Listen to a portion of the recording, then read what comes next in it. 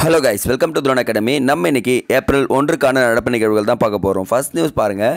தமிழகத்தில் வெப்ப அலை அப்படின்னு கொடுத்துருக்காங்க. இந்திய வானியல் ஆய்வு மையம் சொல்லியிருக்காங்கப்பா. ஸோ பாருங்கள், பயங்கரமான வெப்ப அலை இருக்க போகுது. ஸோ நீங்கள் எல்லாருமே வாட்டர் கன்சியூம் அதிகமாக எடுத்துக்கங்கன்றதை நான் சொல்லிடுறேங்க. ஏன்னா எக்ஸாம் டைமு, அந்த டைமில் நம்ம உடம்பும் முக்கியம். அடுத்து இன்றைக்கி டைரெக்டாக நம்ம என்ன பண்ணிடலாம், திருவள்ளுவரை பார்த்துடலாமா? இன்றைக்கான திருவள்ளுவர் என்ன சொல்கிறாருன்னா, வெப்பத்துக்கு ஏற்ற மாதிரி திருக்குறளை சொல்லியிருக்காருங்க.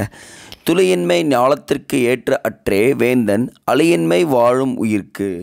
மழைத்துளி இல்லாதிருத்தல் உலகத்திற்கு எத்தன்மையானதோ அத்தன்மையானது நாட்டில் வாழும் குடிமக்களுக்கு அரசனுடைய அருள் இல்லாத ஆட்சி. அப்போ எப்படின்னா என்ன சொல்கிறேன்னா, மழை இல்லாத ஒரு ஆட்சியும் இல்லை, அரசனுடைய ஆட்சி சரியாக செய்யலாம், அதுவும் ஆட்சி இல்லை அப்படின்னு சொல்லிட்டு திருவள்ளுவர் சொல்லியிருக்காருங்க. அடுத்து இன்னும் ஒரு ஆர்டிகல் கொடுத்துருக்காங்க பாருங்க. ஆட்டிசம் விழிப்புணர்வு அவசியம் அப்படின்னு சொல்லிட்டு கொடுத்துருக்காங்க. என்னென்னா இந்த இடத்துல இந்த டேட்டா மட்டும் நோட் பண்ணி பார்க்கலாம்.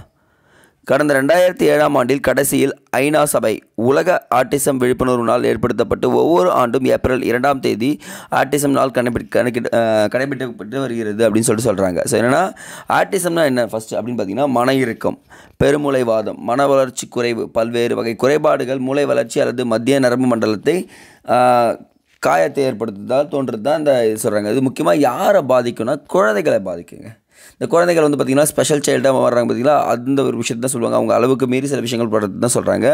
ஸோ இதை வந்து குறைக்கணும் அப்படின்னு சொல்லிட்டு ஆட்டிசம் விழிப்புணர்வு நாள் ஏப்ரல் 2ஆம் தேதி கடைபிடிக்கப்பட்டு வருகிறது அப்படின்னு சொல்லிட்டு நோட் பண்ணுங்கப்பா. அடுத்தது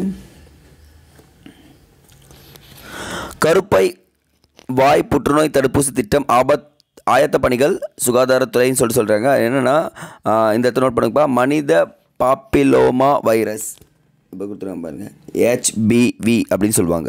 இதுதான் கருப்பை வாய் புற்றுநோய்க்கு காரணமாக அமைகிறதுன்னு சொல்கிறாங்க. யார் இதுக்கு அஃபெக்ட் பண்ணுறதுனா 9 முதல் 14 வயது வரையிலான பெண் குழந்தைகளுக்கு HBV வைரஸ் வந்து பார்த்திங்கன்னா தடுப்பூசி இலவசமாக வழங்கப்படுகிறது. இந்த திட்டம் நம்ம தமிழ்நாடு முதல்வர் தொடங்கி வைத்திருக்கிறார் அப்படின்னு சொல்கிறாங்க. ஏன்னா இந்த கருப்பை வாய் புற்றுநோயால் பெண்கள் அதிகமாக பாதிக்கப்பட்டு வருவதாக ஒரு டேட்டா கொடுத்துருக்காங்க. ஸோ அதையும் தடுக்கணும் அப்படின்னு சொல்லிட்டு சொல்லியிருக்காங்கப்பா. மின் வாகன உற்பத்தியில் 2030ஆம் ஆண்டில் இந்தியா முதன்மை நாடாக இருக்கும் அப்படின்னு சொல்லியிருக்காங்க. ஸோ எலக்ட்ரிக் பைக் அப்படின்னு சொல்கிறதும் வந்துருப்போது மின் வாகனங்கள் சொல்லிட்டு. ஸோ பார்ப்போம், வெயிட் பண்ணி பார்ப்போம். ரேபிஸ் பாம்பு கடிக்கான தடுப்பூசிகள் இருப்பை கண்காணிக்க ஜூவின் இணையதளம் அப்படின்னு சொல்லிட்டு கொடுத்துருக்காங்கப்பா. ஸோ இந்த இடத்துல பாருங்கள், நம்ம 2 இணையதளங்கள் பார்க்க போகிறோம்.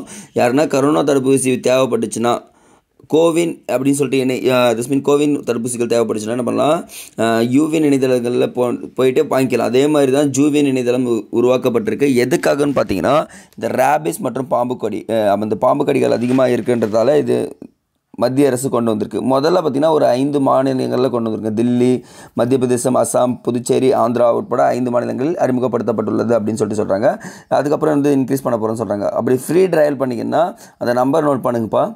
15400 என்ற நம்பருக்கு ஃபோன் பண்ணிங்கன்னா அந்த ரேபிஸ் பாம்பு கடிக்கு என்ன பண்ணுவாங்க, அந்த உடனடி சிகிச்சையை வந்து கொடுக்குறதாகவும் சொல்லியிருக்காங்க. ஸோ அப்போது இந்த இடத்துல ரேபிஸ் பாம்பு கடிகள் குறைக்கப்படணும் அப்படின்னு சொல்லியிருக்காங்கப்பா.